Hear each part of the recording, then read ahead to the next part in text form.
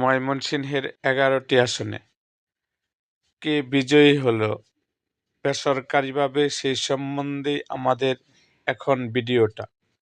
ময়মনসিংহ ১ হালুয়াঘাট, স্বতন্ত্র প্রার্থী ঘোড়া। ময়মনসিংহ ২ ফুলপুর তারাকান্দা, রিকশা। ময়মনসিংহ ৩ গৌরীপুর ধানের শীষ। ময়মনসিংহ ৪ সদর ধানের শীষ। ময়মনসিংহ ৫ মুক্তাগাছা ধানের শীষ। ময়মনসিংহ ৬ ফুলবাড়িয়া দাঁড়িপাল্লা। ময়মনসিংহ ৭ ত্রিশাল ধানের শীষ। ময়মনসিংহ ৮ ঈশ্বরগঞ্জ ধানের শীষ। ময়মনসিংহ ৯ নান্দাইল ধানের শীষ। ময়মনসিংহ ১০ গফরগাঁও ধানের শীষ।